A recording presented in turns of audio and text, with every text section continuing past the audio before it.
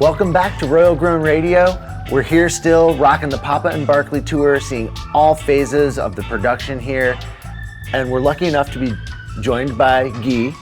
Thank you so much for having us out to the facility, giving us the opportunity to share with the world a little bit about what you do. How did you wind up starting Papa and Barkley's and come up with the name and end up here in this old Kmart? This is such a cool concept. I'm interested to hear how you arrived here. Yeah, so the journey's been long, to say the least, but for me personally, I was already working in Colorado in my first compliant business. We were making light hydrocarbon vape pens, and I had been a cultivator before that for almost 20 years. And, I learned to make ice water hash, keef, those kinds of things, but always wanted the bigger toys. Of course, started doing BHO in all the scientific and non-scientific ways, if you catch my drift. Oh, yeah. I already owned a vac oven and those kinds of things. And so, but I wanted a rotovap, I wanted a short pads distillation machine, I wanted all these toys, and I understand what we now call the race to the bottom to over-refine cannabis, but that's because I couldn't have them. And when I went to Denver, that's all I wanted was those toys, and moving towards that clear. Remember when those carts first came out? It was like things that we should not have done. But it was revolutionary. It was revolutionary, right? And it's like we had never been able to do it in the traditional market, and the first, machinations of legal or compliant cannabis allow us to start to wear the lab coat. And I thought that's what was going to make us professional. Luckily, at one point, I had never really left California. Like my family stayed here. I just got an apartment and got residency in Colorado because I had this great opportunity to come off grid and start doing it. I thought that's what we were all advocating for. But I met a partner of mine here named Sparky Wilson Rose, hooked me up with Adam, and Adam was making this topical.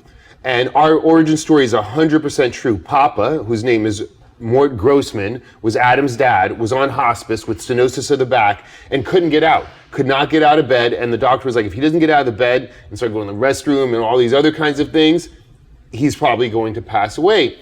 So out of desperation, Adam took inhalable grade flowers, this is in Massachusetts, from his buddy, soaked them in coconut oil in a crock pot, and started to rub that on his dad's back. Sure enough, Papa not only got out of bed, got off hospice, lived several more years, enough to see this company formed. So that's where the Papa part comes from. The Barkley part comes from, Barkley was Adam's dog that took to his dad, which he always assumes it's because they had a similar smell, but you know how dogs have that instinct when you're in trouble, sure. And he would lay in the bed and keep Papa warm. Hence Papa and Barkley, and that image that you see on a lot of our products of Papa and the dog Barkley are just after he's off hospice when he's sitting there with the dog, right? And so just really kind of it was really powerful for me to see wow, this is cannabis medicine. And that's when I kind of had the aha moment, was wait, what got us through Prohibition was what was grown in Grandma's garden and made in Grandma's kitchen. And while it's totally awesome to want to refine cannabis down to its active pharmaceutical ingredient, or do BHO and get all kinds of at that time live rosin wasn't out yet. Shatter was out. We were just about to we were chilling our columns so we could get cleaner extraction, but we hadn't gotten to that fresh rosin yet, right? Yeah. We were still manipulating vac ovens. Of course, the clowns at CO2 were still trying to claim solventless while still refining in ethanol and having to rotovap.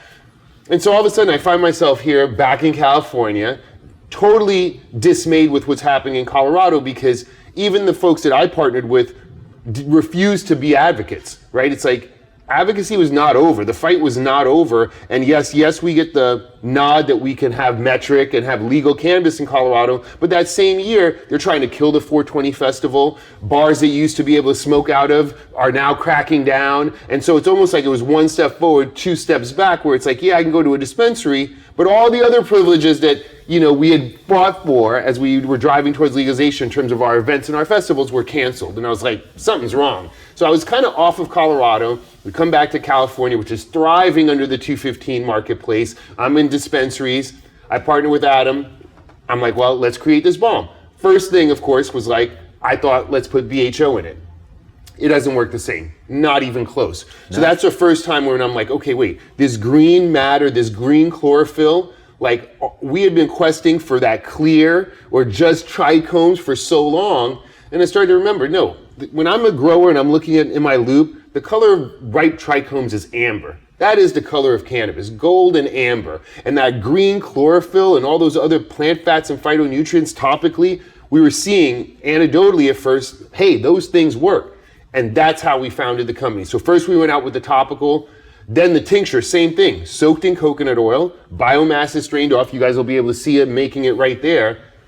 That's a tincture. Why put crystallate powder in MCT oil and call that a tincture when you can actually have a true whole plant tincture? We also had some scientific advisory board members that were also kind of like supporting us from the science side. So we put these guardrails on Papa Barkley, solventless, sun-grown, all natural ingredients, no preservatives. And from there, we started trying to figure out how we can make products. So topicals, tinctures, capsules. The patches were a little bit of a stretch, but then of course when we got into chocolates and gummies and concentrates, they all follow those guardrails. And yeah, that's kind of like how we got to Papa Barkley. Wow, incredible. And such a cool journey. And the thing I like most about it is that you've fallen back to all of the core values of cannabis so well. I mean, saying right here, the core values, quality first, like it's all there. Yep. And we're hearing all these buzzwords that people are using today, you know, oh, it's full sun, it's this and that. Those aren't just buzzwords, those are the authentic truths behind true plant medicine. And it's really cool to see that the business evolved specifically through the embodiment of those principles. It's amazing. A lot of people stumble there, fall there eventually, or just use the buzzwords and, you know, kind of play the game with those concepts. But it's nice to see that that is the founding impetus. Well, and also to keep in alignment with that as you go more commercial, you know, and high production. And the facilities that we've just toured this morning, I mean, they're all just at the highest level of mass production. But to have that integrity and the quality still in mind is just beautiful. Thank you. Yeah, look, when I first, I knew a lot about cultivation, a lot about cannabis. What I didn't know was some of the business side, right? Most of our deals were handshakes, you know. We didn't have to worry about sustainability in terms of like being on shelf consistently. We just, when flowers came, we dropped them. If we made a product, we shared it with our collective, and that was that. So starting even in Colorado in early Papa Barkley, I was happy to learn terms like COGS and scaling and like all these business terms. But yeah, that integrity, that notion that like of what plant medicine is, I didn't realize how important that was for me, right? I never had it as a young person, I never thought I'd want to be a doctor or something, but I understand why people would want to be, because when we give the balm and the tinctures specifically, it's life-changing. It's one thing, like if we share a joint, we have a good time. It's like, I had a good time last night, right? But when you share a life-changing product, like our balm we have so much evidence. Just yesterday, we were shared a video about a young lady who was about to have her arm amputated. She's been using our balm and now is starting to get mobility back. We've seen small miracles happen with this, and that kind of feedback is like, that's inspiring. That's worth it all, you know? But for us, it's like this notion of like what plant medicine is and what got us here. I'm very happy that I was like, oh, yeah, I understand why I wanted to over refine and why I thought the lab coat made us professional. But eventually, bigger minds than myself will figure out how to use distillate, use active pharmaceutical ingredient for injectables. I'm not saying that there's not a place for that. But what got us here, the safety and efficacy that we always talk about around cannabis, is about plant medicine. It's about thousands of years of growing this plant, and whether it's just beating it for keef, or washing it in water, or pressing it for rosin, those natural forms are what we know are safe. Like you can use as much of that stuff without toxicity or fear. Yep. When it comes to the isolate, I think kind of like willow bark becomes aspirin, cannabis becomes active pharmaceutical ingredients. I'm not sure what happens there. So for Papa Barkley, we're like, yes, we want to scale a company. Yes, we want to be professional and have COGS and have great packaging and all those kinds of things. But first and foremost, I want it to be plant medicine. I want you to know that it's plant medicine when you look at the label, because there's only a few ingredients, right? Where you're like, oh, they did these things to support and deliver me plant medicine.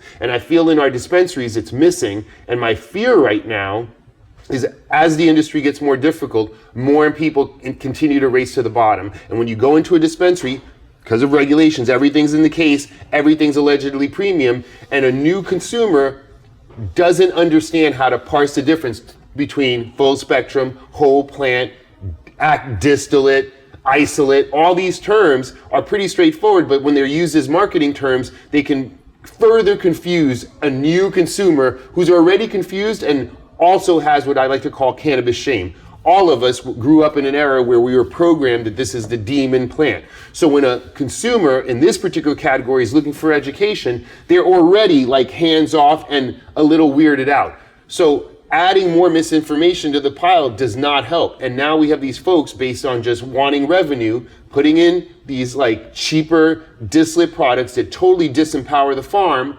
And that's the majority of the products, right? I also would like take a point at retailers and say, shouldn't you as dispensaries, which by definition are selling wellness products, look at your label and not allow things like high fructose corn syrup or red dye 3 and some of the other things that we're seeing in products now in dispensaries that we would have never seen in the traditional market, maybe because we didn't have access to them. I'll give you that, but they are there now, right? There was also intention and depth, and I think that that's something that's lost on the new consumer. And not only the new consumer, people have been consuming casually for decades, but weren't immersed in the culture, don't understand all of these terms a lot of times. And it is overwhelming to try and dig through and understand what is the difference between this extraction method, what's cleaner, what's better for my body, what's the whole plant medicine. And it can get so overwhelming, you're like, I'll take the one in the middle. Yep. So I think that's a really good point, that our dispensaries need to continue to elevate that role of education. I think merchandising is king, and it's not rocket science. Like if you go into Bevmo or Best Buy or any consumer product store and you know nothing about the category, just the way things are laid out, you'll be like, that's the more expensive stuff.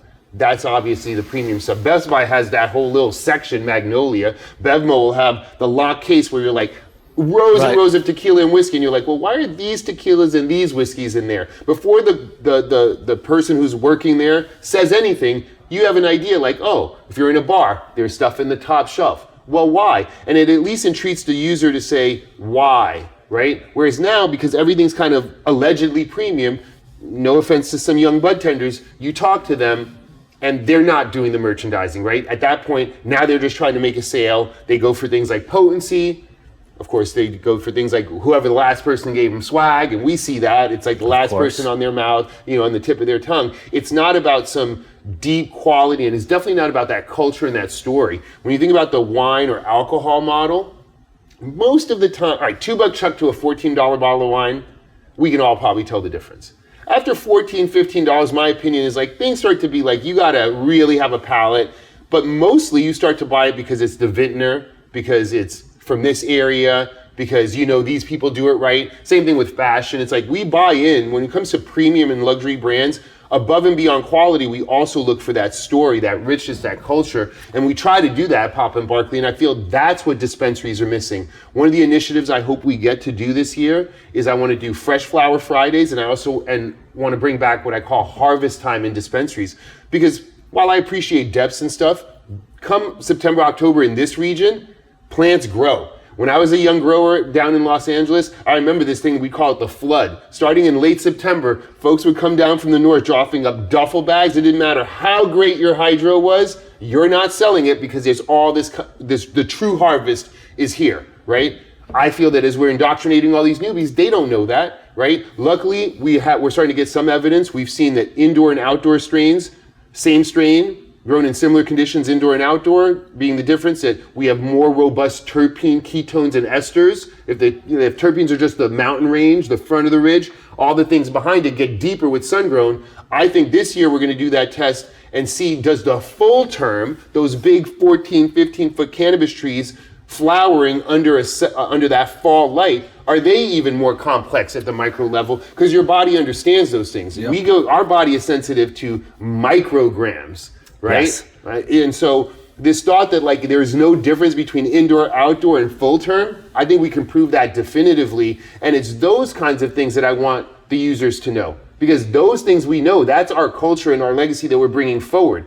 Yes, the science and where we're going and all the cool things we can do will come later. But what we should be codifying right now, what we should be indoctrinating everybody in, is what actually got us through Prohibition. Real plant medicine, a lot of sun-grown flowers. I can't knock indoor because I used to grow indoor as well. Same. But now, given that literally the world is on fire, I would think that we should all have a nod to sustainability and at least be in mixed light. And in addition, I know that there used to be this notion that indoor and outdoor was somehow outdoor was lesser then? Well, yeah, if you were hiding from camp helicopters and having to put your stuff buried in the woods, hardly exposed to sunlight, Yeah, had to 4 drag hours water, of light a day. Yeah, what do you expect? Now, if I can clear out my farm like typical agriculture, put up a glass house and really start growing and partake in all this great agricultural technology we have, sunlight starts to become a big thing. That with maybe a little mixed use, we start to see great flowers for less, at the very least, cost to Mother Earth. Like, we won't even talk about the cost to the consumer,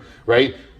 It's not tenable to be growing big lights and AC to offset that heat. And when we think about what's going to happen in the, hopefully the near future in terms of interstate commerce, I understand states like Arizona and Nevada will be protective, but there is no reason for states like Nevada to be having super grows. There's no reason for Canadians to have super grows when you're putting all these BTUs of electricity for light, then more BTUs of electricity for air conditioning for those lights, when we can just grow all we need, like we always, right here in the triangle, for all of North America, right? We've always I hope we supplied get it. there. Yeah. I hope we get there again. And there's so many great points you just made there, and one that I really was identifying with was the terpene profiles in full sun and understanding the way all of the terpenes, the esters, all of those plant compounds develop to full genetic potential in full sun in a different way than they do in any other environment, and how those interplay with the cannabinoids, because it is a raw kind of infant science behind, aromatherapy and the way the terpenes affect our brains, they affect our mindset, they affect our biological flora and fauna, all of the microbes. They're encouraging different organisms within our bodies that really dictate the way our bodies work. So what a great point. This is a science in its infancy, and the people that are players at this level questing for the next level of information is what's going to push us forward in the way this plant needs us to push it forward. And it's not the research that's being done, unfortunately. So, I have to give a shout out to Alec from SC Labs, Preservation Council. Like, we've been, I've been blessed to be a flower judge at the Emerald Cup now, 3 years going. And, we've been trying to figure out and parse and just organize where terpenes and how they play out, because there's a myriad of smells in terpenes. From cannabis can smell like dank cheese, as you know, all the way up to like fruity lemonades and papayas and these kinds of things, right? So it's a huge range of terpenes that this plant can deliver, and how does that all help? Another person I have to give credit to is Montel Williams, that I used to work with. He had this great idea in the beginning. He's like, we're each individuals, right? Every plant is an individual. And at one point when we see these cannabis miracles, it's when your biology is perfect, like that find your strain. The why it works, we don't know yet, but we know that sometimes a person finds that strain that locks into their ECS and miracles happen. Literally nothing short of miracles, right? Why is that? The complexity of, look, I think the fact that we know that LEDs can be tuned to different nanometers and create effects, that's why to me it's like the setting sun and the range of different nanometers lights that happens, whether from a fall sun to a summer sun, we can tell the color difference, so the plant can tell the color difference. So something is happening in the full term. I also think bigger trees, different things happen. So I don't know if bigger is better or small is better. But all that being said, first we need to kind of standardize like what's coming out of our plants, then try to figure out how we do our own reconnaissance on ourselves to figure out what it is in our strain that's helping us. But that's when these miracles can happen. I do think that cannabis, when you find your strain, everything is right. I also think it comes from your nose, right? So I remember I did this NCIA presentation where it was like, when you smell a strain and you like it, and you're like, oh, it resonates with me, that's your olfactory telling you this is for you. Because your buddy will smell it and be like, nah, I don't even smell. They'll not smell anything. Right. Or they'll be like, no, it just smells like some boo-boo, some hay. And it's like, you'll be like, no, this is fire. That's your body telling you maybe that's for you, right? I think that's super important. And the point on aromatherapy, look, words are powerful. We do concentrates here. And of course we call them concentrates. We invest in dab rigs and so on. But it occurred to me a while ago that, wait, if I start calling them essential oils and I engage people to engage in aromatherapy, that is real destigmatizing. And the beauty of compliance or legalization is abundance, right? It used to be that a gram of concentrate, it's like, nah, you're like literally little dabs.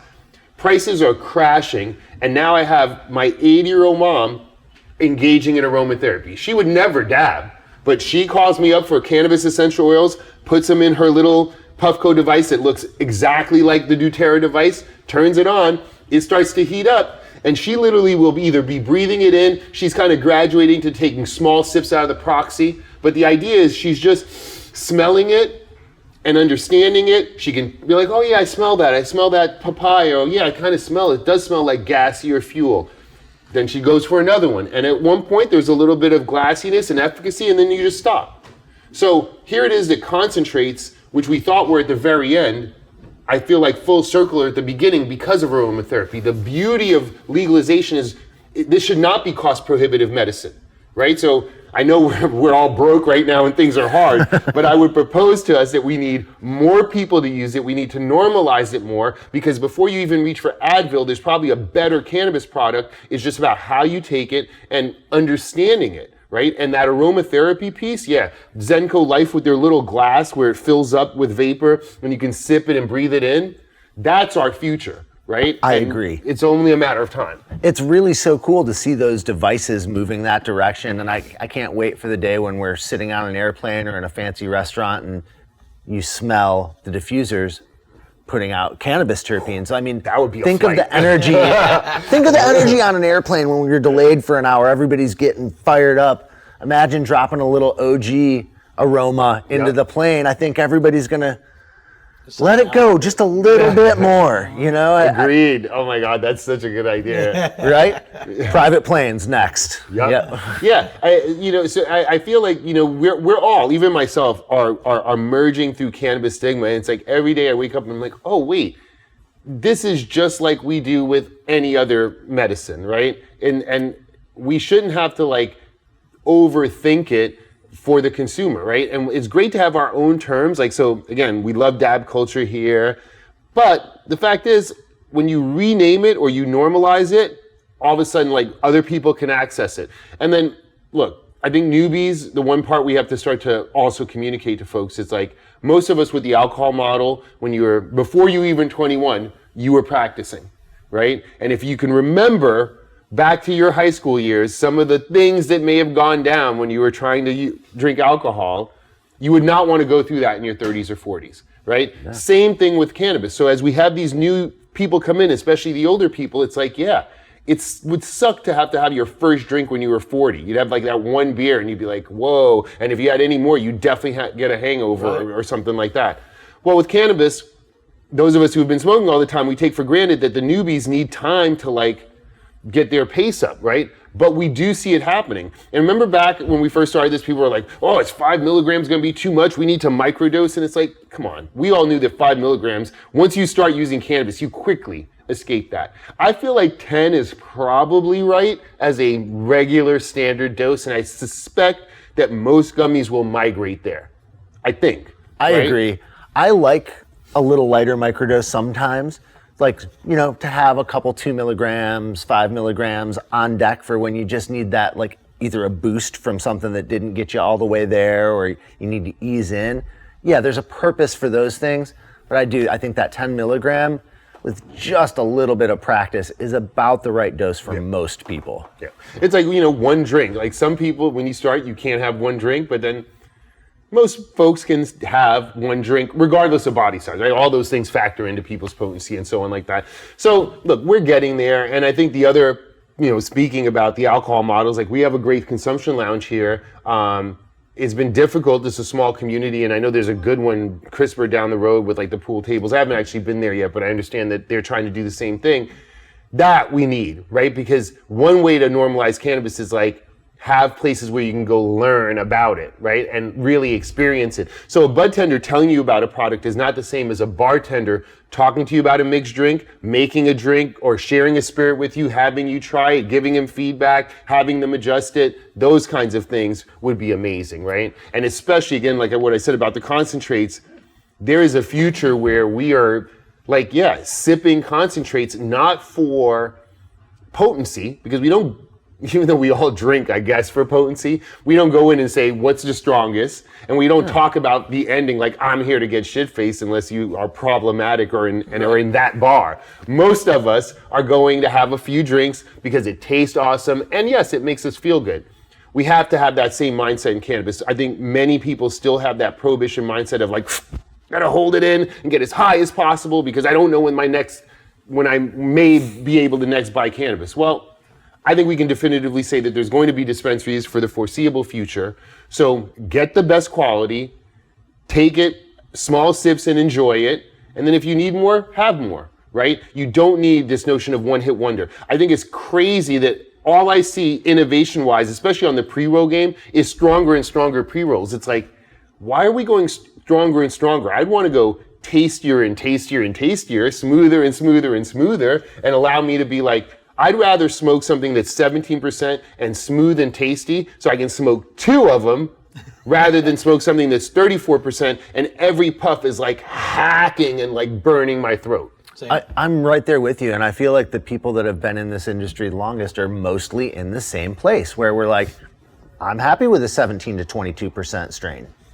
I'll roll a nice personal joint and enjoy it thoroughly, get my fill, and not be, comatose rolling around on the floor. Exactly. And it leaves room for terpenes. It's like there's only so much in the trichome head, right? It's like if it's all cannabinoids, where are my terpenes at? We need more terpenes and nominal potency. Like obviously because of the way plant medicine works, I don't think we're going to get a fixed potency. And I would never want to put those restrictions on a cultivator because, you never know what miracle strain is going to come out. Some OG will come out and be dank with like something crazy like 5 or 6% terpenes and still be 30% THC, So I also think that, before we get so far down the rabbit hole in potency, let's start explaining quality. I'm a big haze person, big, train wreck person, UK cheese person. Well, those are 70 and 80 day flowering strains. We know why economically everybody does 60-day strains.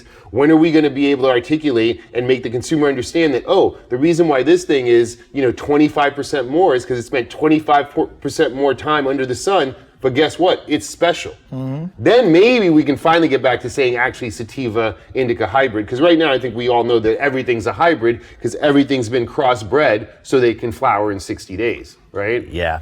So, and that education, I feel like we're losing, right? Because unless you were there a few years ago, if you weren't growing, you had to be growing before 2010, and I think some people would say even before that pre-98 Bubba, to really understand some of these longer flowering type things. These Neville's Haze 120-day tropical strains. Like when I first started cultivating was with my dad. He had all these seeds from the 70s, and first grow room, we went back and forth because I'm in the high times. I'm like, we want to grow White Widow. This is what we want to do. This is mid-90s.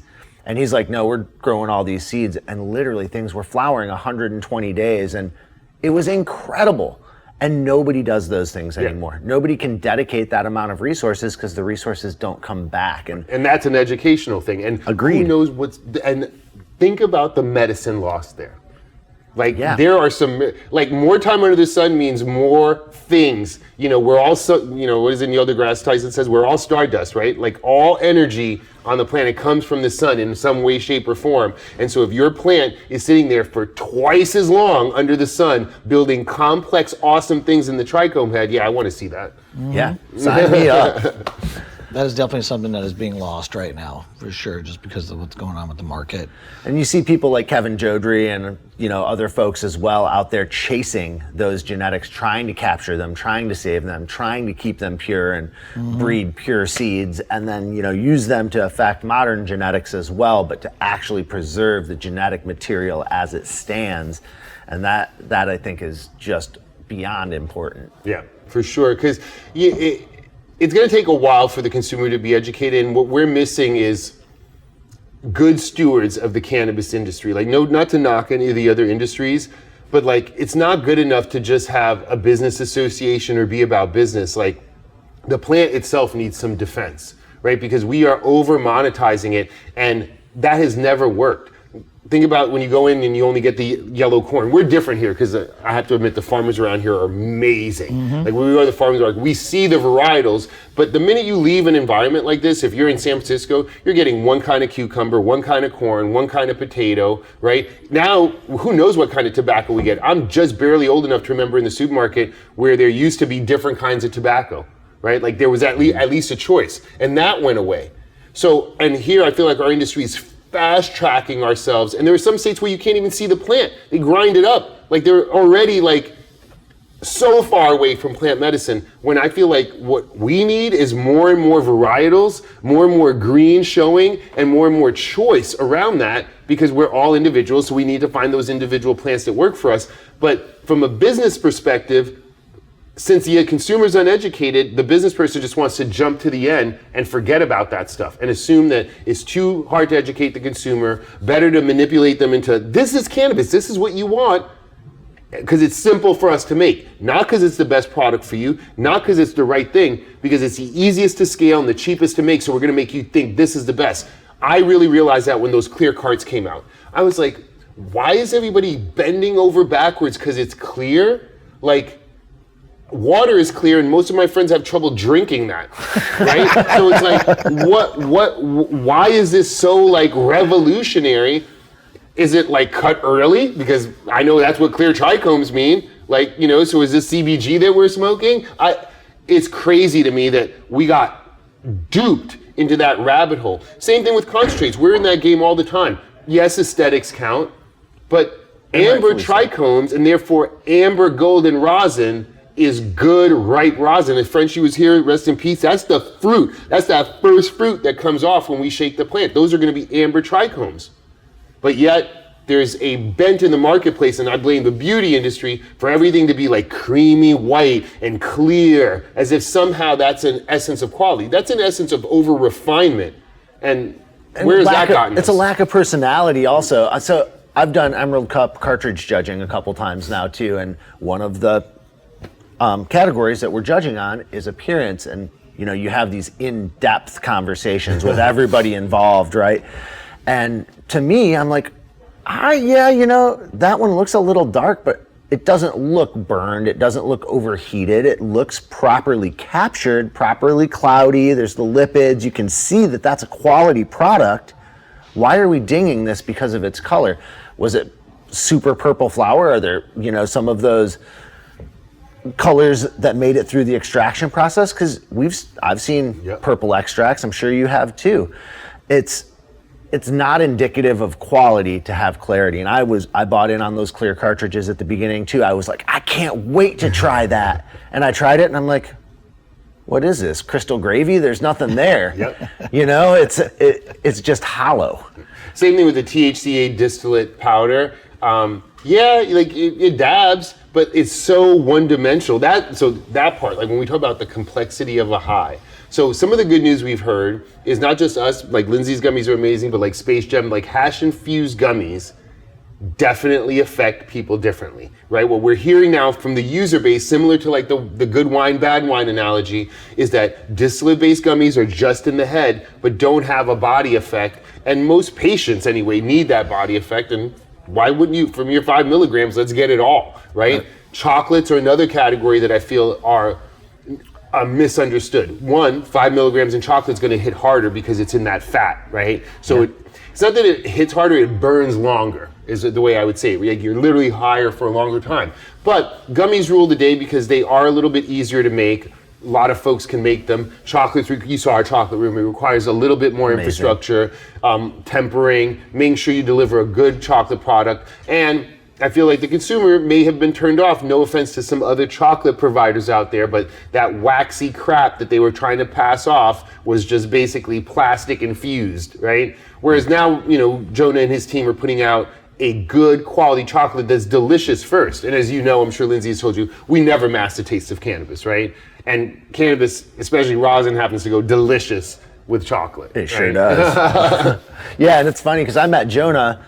Actually, I wanted to have royal golden coins of chocolate done when he owned Humboldt chocolate nice. still. So before he had migrated That's across still a collab cannabis. possibility. Someone make a note of that one. Look for it, people. We're gonna make this It came happen up now. every year around the holidays. Yeah. Can we do it? Not yet. And we couldn't quite make it happen at the time, but his passion for what he did and the understanding, and it was really cool when I ran into him and he was like, oh, well, I'm over at Papa and Barkley's now. I'm like, wow, that's a major elevation of the game. And I love the way that you're bringing that at every segment right now. Nice, thank you. Yeah, it's been an honor. Like, you know, working with folks like Lindsay, working with folks like Jonah, and really, our team is the most dialed in it's ever been. It's been 7 years, and like we started with this professional notion. Like we had to be like lab coat and buttoned up and have that first conversation and be a little medicinal, because I thought we had to, you know. And now I realize, and you know, lesson learned. It's like, authentic culture is the only thing. It's what you want to do. It comes naturally. And more importantly, it's right. Just because others, feds, whoever may have shamed us, we were doing the right thing. I often say that like the difference between a criminal and an outlaw is an outlaw understands that there's an unjust law, so they stand outside of it trying to fix it. You know, I served when I was younger, but cannabis has been the most patriotic thing I've ever done, because it was unjust and wrong to deny cannabis medicine to people, and we needed to fix it. And we pushed back for years, and now we're finally there where we are doing it, and now's not the time to balk and lose that culture, lose that vibe that is cannabis, right? Because I think it is more than just a medicine. There is a little bit of a lifestyle to it, and I think it's an augmenting or an addition to what we have. I'm not a prohibitionist. I know that people like drinking and whatnot, and we have a very alcohol-fueled, which I think promotes a little bit of like, it's a little bit too ragey. Alcohol is great, don't get me wrong, I would never deny a person a beer or two, but it doesn't always end well, and it has its place. I think it needs to be buffered and tempered by cannabis, right? What we found now is, if it was up to me in our new modern world, before you go to the bar or the concert, usually you pregame with the homies with some sort of cannabis, some edibles, some smoke, whatnot, and then you go on to the next venue. I believe what will happen is that you will just drink less and get to where you are. Most of the time when you've already smoked, already have a gummy, and you start pounding alcohol, well before you're blackout drunk, you're already so spinning that you stop. So here it is, cannabis. I don't think cannabis replaces alcohol. I know that the alcohol lobbies would love to see us gone. Are we going to take market share? Yes, so what? But for the right reasons. Because I think for the consumer, we now end up with folks being able to, quote, party as hard as they want to, while cutting off that hard edge that alcohol can put on, where it ends in fights, it ends in you going to jail, and all those things that we've seen, you know, over our lifetime. I think cannabis can be the buffer. Is it the replacement? I don't think so. But is it that right thing that we need? And then on the day-to-day, like, all right, that we just talked about Saturday and Sunday, but Monday through Friday, to help take the stress of American living off, there's no better thing than cannabis, and we all need it. Even people that are sitting there in the Midwest now, vehemently opposed, desperately need it, because if they are not on it, I would bet everything I have that they're probably on some Xanax or a Percocet, or they're drinking too much every evening, right? Or all of them. Or all of them, exactly. Yeah, I love that, because I do believe cannabis helps us self-regulate eating, exercising, helps us regulate our mental activity, and it does help us regulate alcohol intake. And I think that that would be a benefit to the alcohol industry, to help kind of, in a positive way, greenwash all of these negative aspects, from the fights, the vomiting, all of those bad aspects of alcohol. I love beer, and I think that we should get a little more into the hops cannabis connection as well. That's another conversation for another day, but there's a lot more depth to that than I think we give credit for. Agreed. But there needs to be an elevation of that understanding that it benefits that industry, doesn't detract, even if it does kind of move market share, not necessarily take it away. Yeah, the only thing that the alcohol industry hates more than the cannabis industry is Alcoholics Anonymous. Right? I mean, not like a quitter. Yeah. You know? Yeah. Bad for business. Yeah. This has been fantastic. I know you have other things to do, and we've taken a lot of your time, but I just want to say this is the type of operation that we strive to highlight on this platform. This is the sort of thing that is why we created Royal Grown Radio, and we're so glad to have you in this community. thankful for what you're bringing to the community and poised to hopefully bring to the rest of the nation as things start to open up the way they should. And thank you for taking the time with us today. We really my pleasure, appreciate dude. it. 100%. Thank you guys for visiting, and thank you for what you're doing, because it's like, look, the future is sun-grown and soil-grown, in my opinion. It's like this plant is pretty straightforward, and like everything, like there's a reason why they don't grow grapes in Nevada, right? There are places where cannabis likes to grow. I think the Emerald Triangle is one of them. I think the Finger Lakes in back east is one of them. I'm sure there's other pockets that I'm missing, right? But at the end of the day, yeah, growing in awesomely rich, nutrient-rich soil, having that snapped up by the plant, mixed with the right lighting of the sun, is how we get magical medicine.